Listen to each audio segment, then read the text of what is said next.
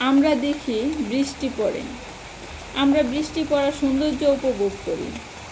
বৃষ্টি মাটিতে পড়ে, মাটির বুক চিরে অল্প অল্প মাটি কেটে নিয়ে যায়।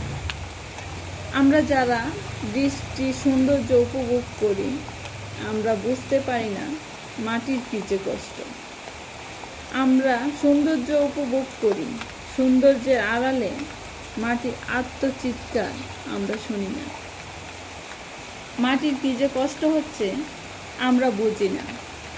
মানুষের জীবনটাও এমন, আমরা যারা কষ্টে আছি আমরা দেখি সুখে আছি, কিন্তু আমরা দুঃখে থাকা মানুষটাকে বুঝি না, বোঝার চেষ্টাও করি না।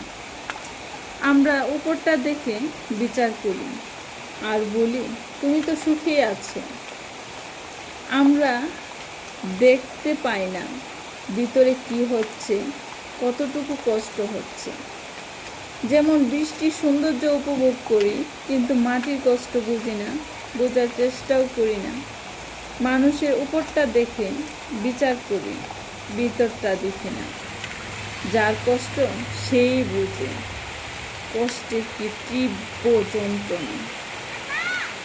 উপাসে থাকা মানুষটা বুঝে না, কখনো বুঝতে পারেও না, বোঝার চেষ্টাও করে না। তাই কারো ব্যাপারে না জেনে মন্তব্য করা ঠিক না, কারণ সুখের ভাগ সবাই নেয়, দুঃখের ভাগ কেউ নেয় না, কেউ নিতে চায় না। যার ব্যথা সেই বুঝে, অন্য কেউ বুঝে না। আমরা মানুষের ব্যাপারে না জেনে না শুনে কত মন্তব্য করি, আমাদের কি এগুলো করা ঠিক? আল্লাহ তাআলা আমরা সবার কপালে সুখ লেখেন। আমরা সবাই যদি সুখী হতাম তাহলে সুখ কাকে বলে বুঝতাম। তাই আল্লাহ তাআলা দুঃখ দিয়েছে, দুঃখ ছাড়া সুখের কোনো মূল্য নেই। দুঃখী মানুষ না থাকলে সুখী মানুষেরও কোনো মূল্য থাকতো না। তাই একজনের দুঃখের সময় তার পাশে থাকা উচিত।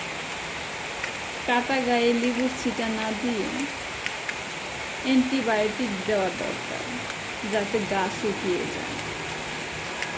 দুঃখে থাকা মানুষটা যাতে স্বস্তিতে একটু বাঁচতে পারে।